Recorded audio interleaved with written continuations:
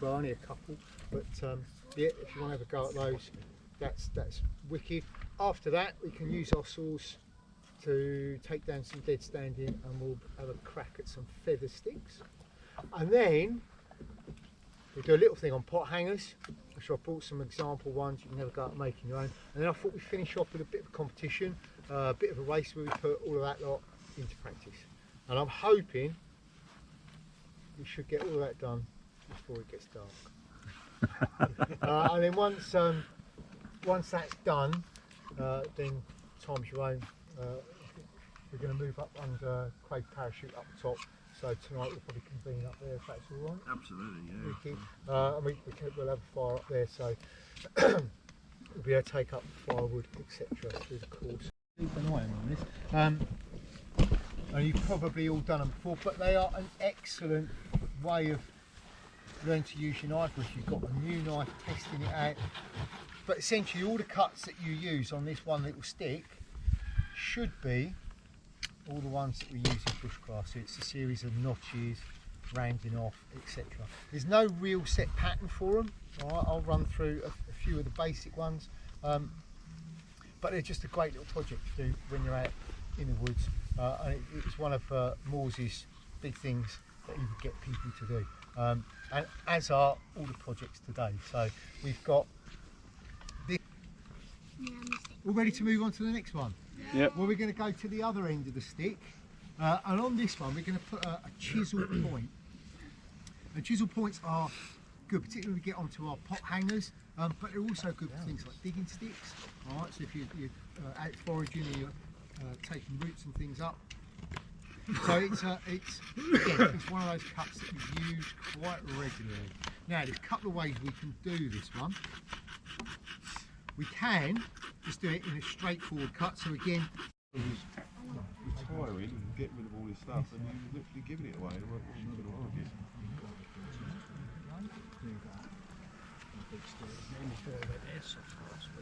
I saw the picture of the airsoft dude and I like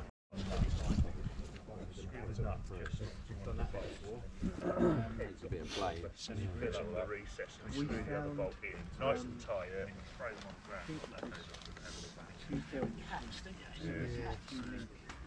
Tennis, a ping pong ball full of things caps, because obviously the acetate and stuff when it goes up there.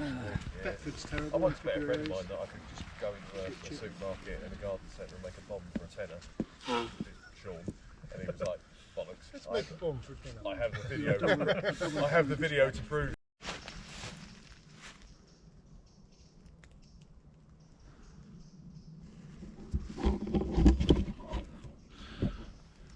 Hi dear hire campers, hope you're all doing well. So I'm back out in the woodlands this weekend, out on another camp. Got a nice simple setup this time with the poncho and British Army bivvy bag set up. And I'm out with a load of other fellas this weekend. You can see a few different types of setup out and around us here. And it's a memorial camp this time for a fella called Mors Kochanskis, Canadian chap who passed away a few years ago of cancer, and it's been set up by Neil, who runs a great YouTube channel called Greencraft, and everyone's sort of made a donation to his Just Giving page here to raise money for cancer, for a cancer charity. As part of that, we've all come out here into the woods, a bit of a nice gathering, and we've been doing some workshops, or we started doing some workshops, and some of the skills and sort of knowledge that Mors shared in some of his writings and his learnings around bushcraft. So great to get out here. Neil organised this camp last year for the first time, and it was a really good event, so much so that he's done it again this year. And there's other groups all around the country, and indeed over in Canada I think, who are doing similar camps on this day. So yeah, it's good to know that people are out there celebrating Mors's life. So yeah, I just thought I'd give you a bit of an intro as to what's going on. I've put in some footage either before or after this clip, probably before, just of us all carving a dry stick, which I'll show you here. which is a nice sort of skill that Mors sort of encourage people to do, and it's all about all the different sort of notches and cuts that you often have to use in when you're sort of making things outdoors, when you're making sort of cooking rigs and pot hangers and the like. And yeah, it's a really nice technique to practice, and that's what the tri-stick is all about. It's just practicing those skills and techniques. Tell you what though, it's pretty cold today. It's down, the temperature's down to sort of low single digit figures. I've had to use my flask to keep my cup of tea warm because it's getting too cold too quick. So yeah, winter's setting in, that's for sure.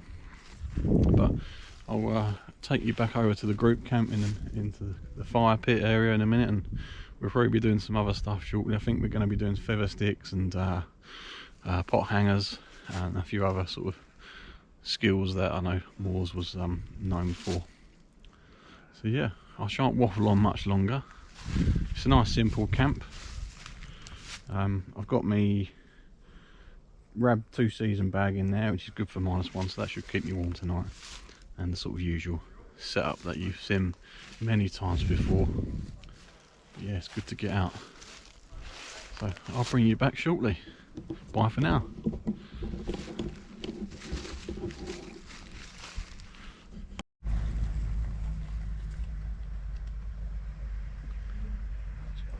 Back and get my little gas burner. Stop it. This is you've been trained to top up the bag balance. 250 quid for that. This nice big frame saw allows you to take down much bigger wood. Obviously the saw blade can be a bit of a hazard carrying it in. You can put it inside your billy can. Or there's the 2 strips of Velcro trick. We've seen that one. You get 50mm Velcro and you lay it in between, seal it down, and it just keeps all these sharp edges out of the way. Oh shit, sorry. That's alright. It weighs very, very little because you're only just carrying the saw blade in, but it gives you, certainly this time of year when you need bigger firewood because it's colder, it gives you that extra bit of kit that allows you to process much bigger wood. For it, all you're going to need, you're actually in the woods, what you then need is a piece of wood. Size wise, it's the length of your saw blade plus your elbow to your fingertip twice. So for me that's there, and the length of the blade there. That is just about up to my chin. So if you guys want to harvest yourself one, okay, they can be shorter. So if you can't get that exact size, it doesn't matter. But that's the normal size we've gone for. So you mark it off. Let's grab the saw. There to there. And then we just cut that one off.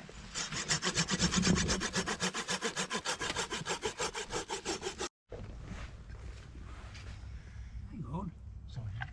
No. Another blunt knife here. No. His teeth. No. Right.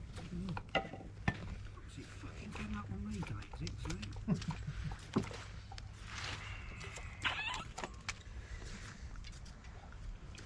It looks like it could do a sharpening, Des. What? Looks like it could do a sharpening, that. Do you want to dig it up? We'll fucking see, mate.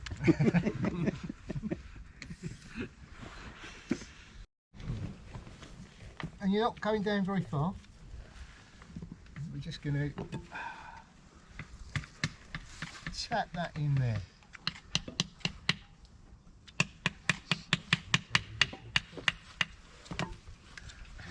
Into the other one. Can go terribly wrong that cut, can't it? This one. Yeah.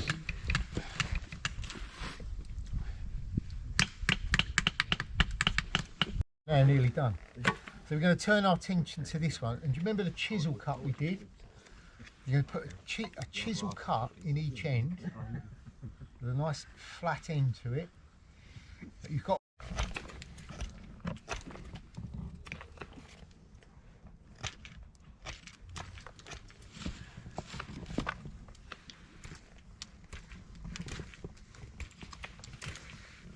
Still got one of these up in the garage at home that I made at one of the early IOL conventions that for some reason I decided to go along to.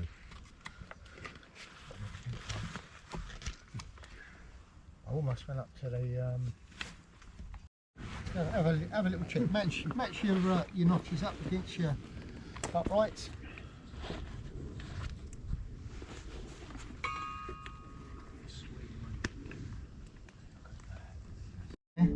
Twice plus a bit. Now, whether or not you can actually cut anything with it, Des. Oh, we're going to find out a bit. Now I'll show it, Will. Just mind your leg Got to do some wood prep for the fire. I went on. There's a couple of long parts. They'd like to talk about. I've been an instructor now for some 40 years. Not now. That's when he Is where you've got that 90 degree and you've got that pressure on there, it can cause a split to form up there, but you can just lash it off. The same with your uprights, just above where the saw blade goes in. They work You can quite put a little well. constrictor knot in there, and Torsionally, that's really rigid, isn't it? yeah, it's so Amazing. clever. Got one So there made you for go. me. That's a Brilliant. Kelly Alton H saw. And what I thought we could do is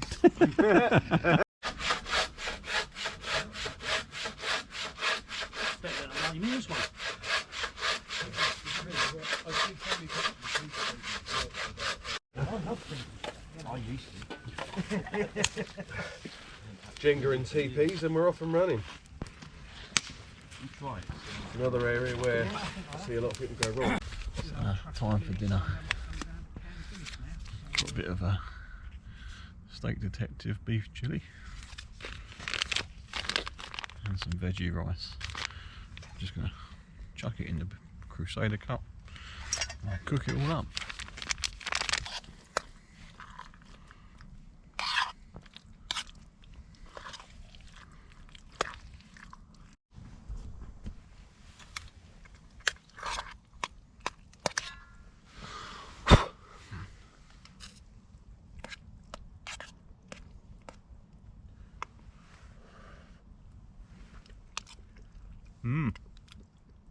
That's nice.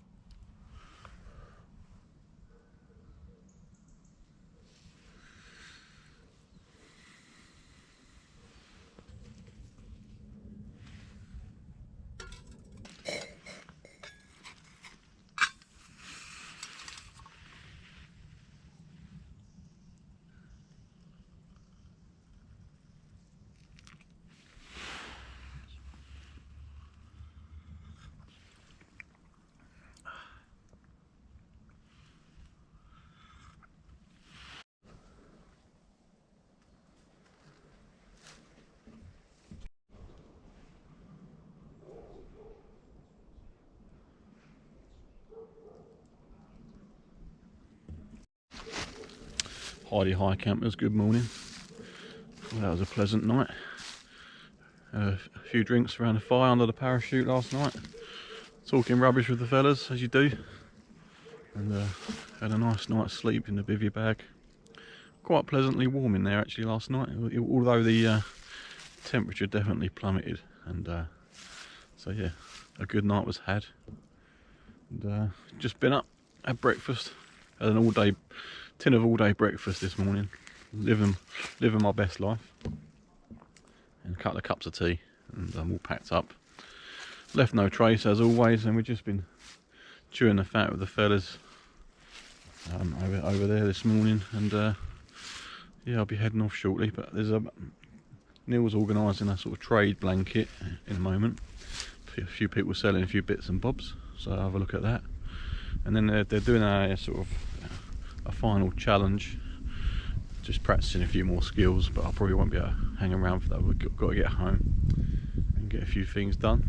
So hopefully you enjoyed this video. It's probably going to be a fairly short one for me, but I'll be back out again soon, down Cornwall actually, probably for my next video. Going back onto Bodmin Moor for a bimble and a brew, and I'll bring you back then. So hope you enjoyed the video, and I'll see you again next time.